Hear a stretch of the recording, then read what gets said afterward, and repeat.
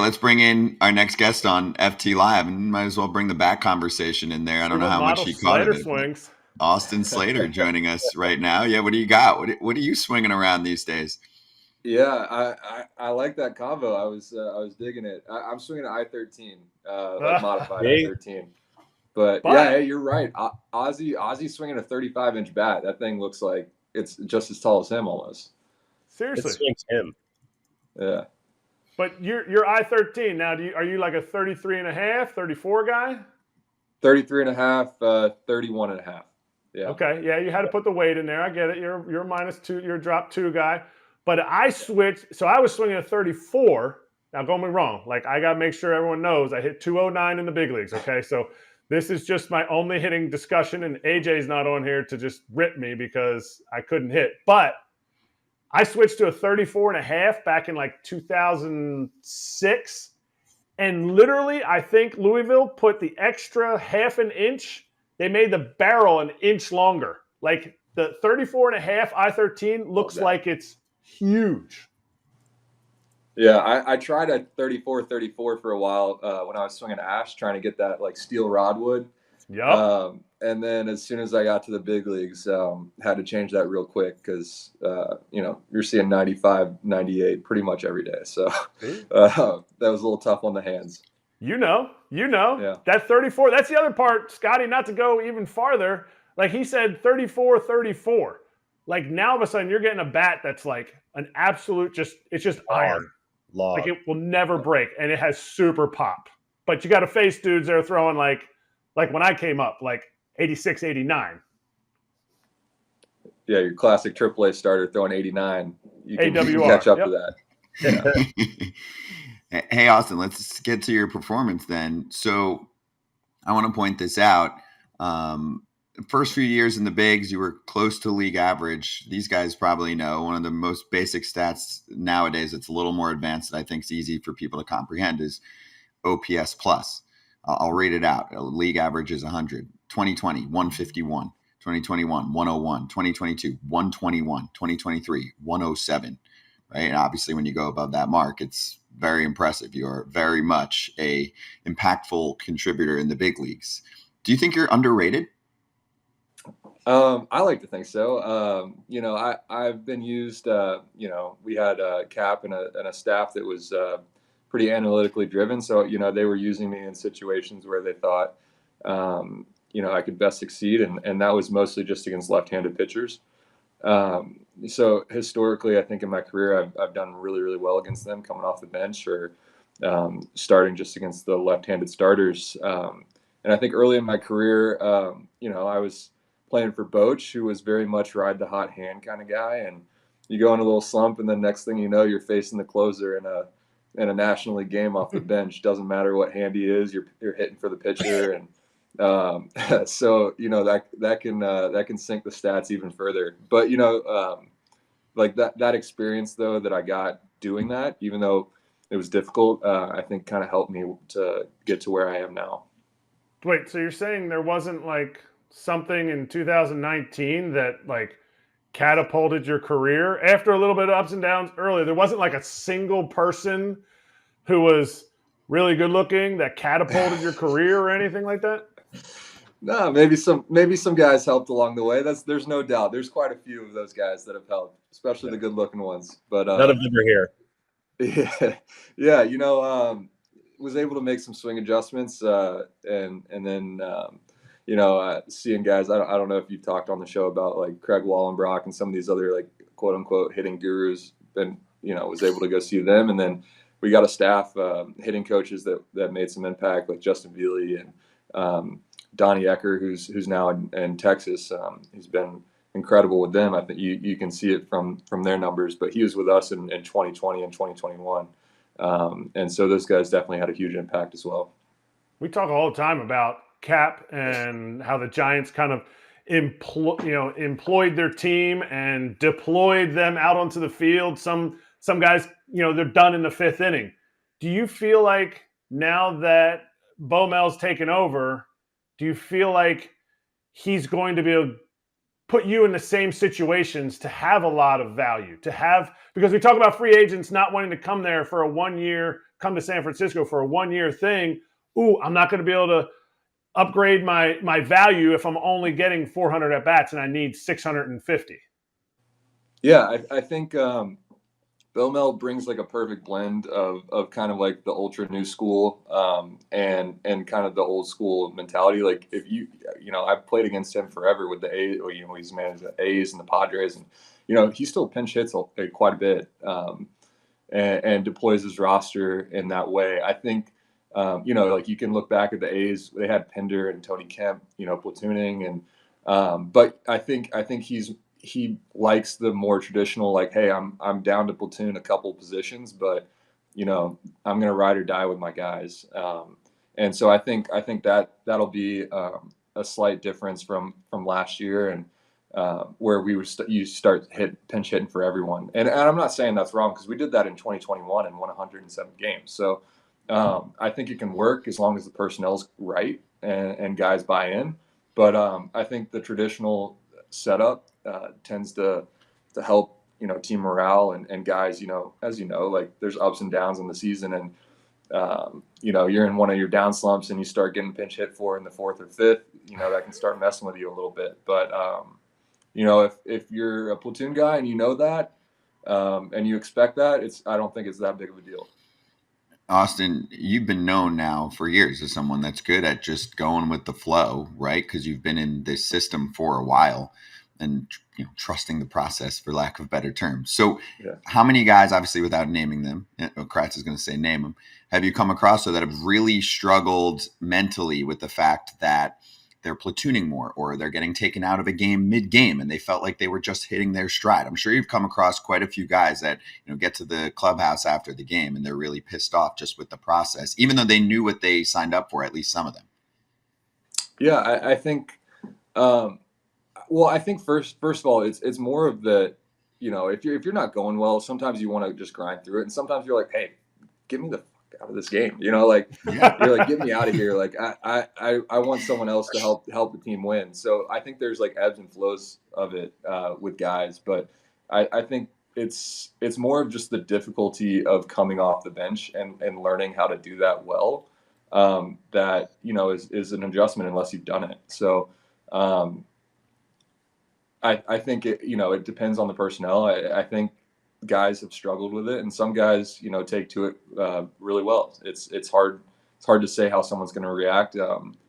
With the National League rules changing now to the permanent DH, you have less and less guys that have done that in the past. So I think it's only going to kind of get harder from here.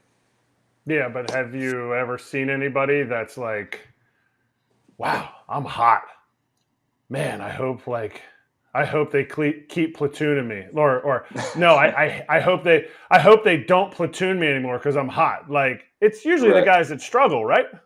Yeah, I think so. But I've been in that situation where I've been over 300 and still doing the platoon stuff, and but it's maybe a little bit different for me because it's something I've done a lot in the past, and I'll voice my opinions here and there, but at the end of the day, like, I just want to win. Like, you've been on good teams, you've been on bad teams. It's just way more fun to go to the yard when everyone's clicking and you're winning ball games, and it doesn't matter how. But when the team's struggling and that stuff starts happening, then it can turn south real quick. Are you guys going to be on which kind of team are you going to be on this year? Which I of think those we're going to two be on teams? a winning team. Yeah? I think so. I think I think we're gonna play better defense this year, which has been kind of something that's been our Achilles heel the last 2 years. I think that's going to be a focus. We brought in Lee from Korea, and he's supposed to be an incredible center fielder, and that's gonna, I think, help our outfield defense quite a bit. And then I think we've got pieces around the infield that can play some defense. So I think that with our pitching is how we're going to win some ball games. And then I think our hitters, we had a incredible second half collapse in terms of production. So I think if we're able to just find a little more consistency in the second half, we'll be good. I mean, we were holding on to a wild card spot pretty much the whole year until probably the last two and a half weeks. So I think there's some things that are going in our direction, and I think we'll be on a winning club this year. I'm a fan. I don't think people realize how hard it is to platoon and to have success like that. The guys who get to play every single day can work through some stuff and they have more chances to get going. But if you don't play for 2 or 3 days and expect it just to contribute right away, I really don't think people understand how hard that is to stay locked in, to make sure you're doing all your drills and all like that, and to keep feeling good. And that's what I'm going to transition into. A bone spur from your back last year. Elbow for me. Oh, Yeah. your elbow. Yeah. How did that come about, and how are you feeling now? Yeah, it's probably been something that has been there for a while, but I was having some nerve issues in my arm pretty much all year. So I was on and off prednisone a couple times, and kind of just like playing through it. I think I hit the IL for it a couple times. So it was just something I was playing through last year, and was able to take care of it this offseason. Had the surgery and back to hitting and throwing, and so it should be full go for spring training. But yeah, it was definitely not the best season for health reasons last year, but we were able to make it through and help the team. The good old dose pack got you through some stuff, huh? Got me feeling really nice. Yeah. I've been on that once or twice. That'll clear up. That'll clear up the best. Yeah. Oh yeah. We talk about it all the time, and I kind of mentioned it just yesterday. We're talking about the Giants are going to be built on like what you said, defense and pitching. Do you feel like that takes pressure off you as a hitter, or do you feel like, ooh, I got to do more because this is a big park, unless it's a day game when the birds come flying in for all the trash? Like, that's the only time we can hit dingers, like night games. I got to do a certain thing. Or is it less pressure because they don't expect much? We're just going to put the ball in play and see what happens. Yeah, I think early in my career, you go from the PCL, as you guys know, which is the launching pad, to then, going to Oracle to play your games. It's definitely an adjustment, and you start hitting balls and you're like, oh, that's gone. And then it's caught at the warning track and you're like, all right, like I gotta swing harder. And that's never a good place to be. So I think, the age of analytics has actually kind of helped, and, the WRC plus, these things that are starting to adjust for ballpark factors. And I think more and more guys are starting to understand, how these park adjusted stats, work, and that, hey, like if I just play my game, it's gonna be good at the end of the year, and I'm gonna be evaluated fairly, and I don't need to worry about, I don't need to put any extra juice into it. So, but I do think, when your team is built on pitching and defense, it does take a little pressure off the offense. Like, we just need timely hitting, we need to run the bases well, and play old school baseball, which move the runner, get them in, which I think can help an offense kind of maintain a level balance line throughout the course of the season, so you don't have to push too hard. Another thing that we've heard coming out of San Francisco is the fact that people don't want to come and sign there. People don't want to, which I think can kind of be crap, because Judge got offered a huge contract. Correa actually agreed to a contract. So, like, people have, like, they're offering and people have accepted. Correa accepted it last year, but the narrative out of it is, oh, people don't want to live in San Francisco. Can you agree with that or completely disagree with it? Well, so I live in San Francisco full time. So, I would fundamentally have to disagree with that. I do think that there sometimes is this misconception about San Francisco, and a lot of it is just because, where teams stay in the city. They stay at hotels that are a couple blocks away from probably the worst part of the city, and every city's got their armpits. New York has them, Chicago, everywhere. But usually the teams stay a little further away, and you're able to gauge the city a little bit better. It's just a little unfortunate that in San Francisco, most of the hotels the teams stay at are right in the armpit, so or close. So that's something that I talk to guys. I saw Jordan Hicks this morning. He's about to do his press conference for signing, and I was giving him recs on places to go and neighborhoods that are great. He wants to live in the city, which I think is phenomenal, and it's a beautiful city. I mean, hopefully you were able to take some time and go explore you're visiting, but and get out of Union Square and the Tenderloin area and check it out. But there's unbelievable spots in the city: Golden Gate Park, Presidio, North Beach. So yeah, I like to push back on it, but I do think that is a perception that's persistent throughout the league, and it's a little unfortunate because it's a beautiful city. Now you're a Jacksonville guy. Are you now, after going to Stanford, playing for the Giants for 100 years, are you a San Francisco guy? Are you a Cali guy now? I need to know this because in baseball, for the fans, like where you're from, like you go to Jacksonville, you go play, I think the AA teams in Jacksonville or something, or AAA now, I'm not sure what they are. You go there and it rains. People are like, oh man, this is the armpit of America, Jacksonville. So where's your allegiance? Hey, my driver's license says California now, so I guess I'm staying strong to the Bay Area right now. But Jacksonville's got its nice parts too. We're on the up and up. Okay, that's fair. Hey, Austin, what else did you hear from Jordan Hicks? Give us the lowdown of the reaction to that signing and can kind of combine it with the rest of your evaluation of what the Giants have been up to this offseason so far. We'll get to Lee and Robbie Ray as well. Yeah, I think he was excited. He was going through like the physical process yesterday, and so got to talk to him just for a quick second. And he sounds excited. They're going to let him start, which I think is great. I'm glad he's on our team. He's one of those guys that you face, and he throws. He averages over 100 on his fastball.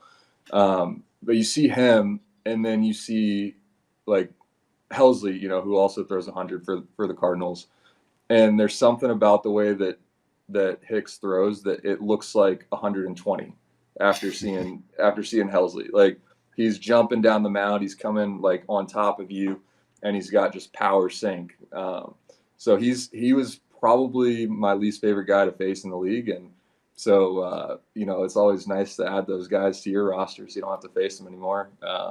And so I'm excited. He's got the sinker. He gets a lot of ground balls. He's going to keep the ball in the park, and he's going to punch some tickets. So I think him with Logan Webb, and we get Cobb back, and then Robbie Ray back halfway through. I think that's a pretty elite top four right there. And are you ready for the grandson of the wind? Grandson of the wind? Oh, do you know about this? Yeah, that's his nickname out there, Jung-Hoo Lee. I saw the videos. I was able to meet him when he came through. He's got a great personality, and he kept telling us to treat him like a rookie, and I was like, well, you got an MVP over there in Korea, but he wants the full American experience, and he looks like he can ball a little bit. So excited about that. I like that. So Kratz sometimes thinks it's unfair that the pros coming over from Japan or Korea are eligible to be rookies, right, Kratz? But if they're treated like rookies by their teammates, I think that helps a little bit. I'm in on that. Yeah, he was really excited about like rookie dress up. Like he wants to be all in on it. I was like, are you sure?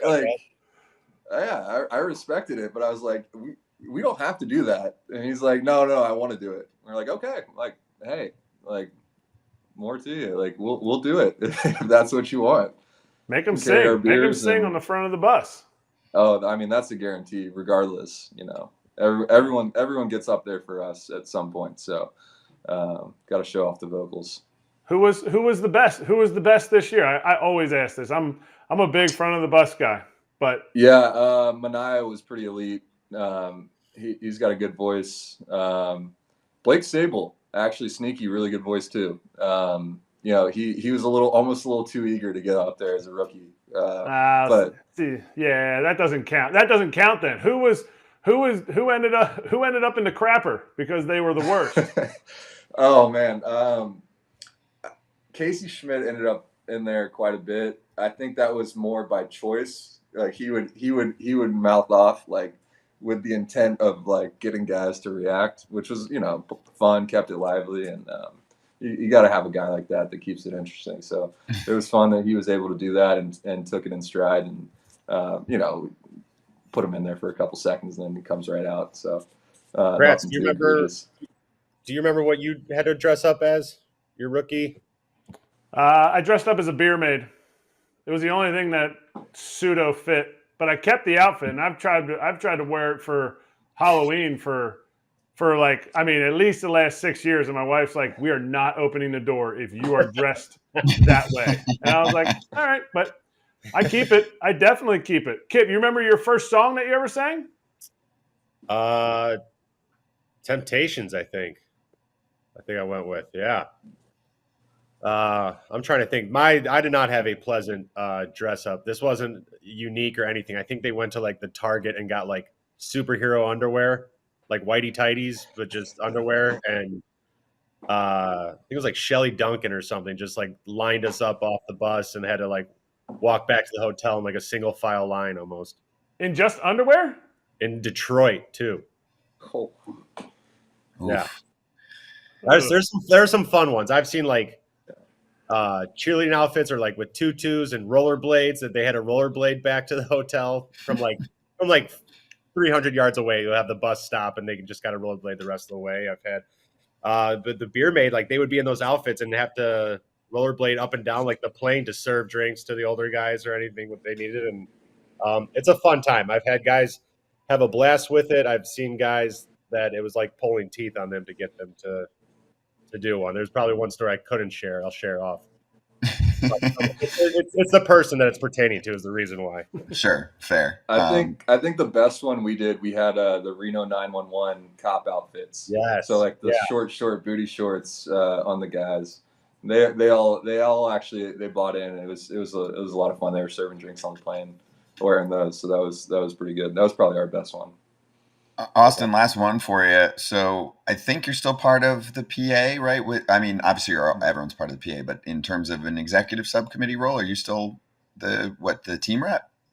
I am executive subcommittee. I'm pension rep. Rep. Moved on. I handed off the team rep role to Lamont Wade. So nice. Just wearing one hat now, which nice. It's a big lucrative hat that needs to be, taken care of, I'm sure, for all the players on the pension side. So my question for you, just being a bigger part of the union representing the players, I ask this to most in this spot. If you're a commissioner for a day and you can do anything, it could be rules, it could be business, it could be literally anything. You could add 10 teams, subtract 5, whatever you want. What would you do that you think would improve the game overall as a sport, as a business, as a fan experience? It was something that we harped on quite a bit in the last CBA, and that was like the anti-tanking measures. I think, it's hard as a fan of the game to watch a team just tear it down and just wave the white flag before the season ever starts. And I think that's the beautiful thing about baseball. It's 162 games. Every team has the same chance to start out the year. And you see teams like the Pirates got out to this crazy hot start and their fans got excited. And we go to Pittsburgh when they're still playing pretty good ball and stadium's packed and fans want to go out and watch it. And I think it's tough, as a fan base to see your club suck for 5 years. And they're saying like, hey, no, this is how we have to do it. And it's just not actually the case. Like you don't have to tear everything down. You can go out and sign, 5, 6, mid-tier free agents, not break the bank and have a competitive ball club and keep fans and kids engaged in the game and grow your fan base. So I think, I don't know if there's one thing. I would have the lottery draft like all the way up and down the league. I think, I think that you could put in a commission maybe from the owner's office or the MLB league office to ensure that there's teams not intentionally tanking for draft picks on the rebuild. I think that's probably where I would start because, I think that would help players, in free agency, but it would also just help fans in the game of baseball. That's by far the best place to start. We are all on the same page on that one. We talk about it quite a bit. We need our sport to be super competitive from top to bottom, and that is the way to do it. Some people complain about, some teams spending more than others, but yeah, other teams can spend more. They just choose not to because they're incentivized not to. So yeah, that's a great call, dude. I like that. It would make many fan bases way happier, and happy fan bases lead to better experiences, lead to more money for everyone, lead to our sport thriving. So well said, dude.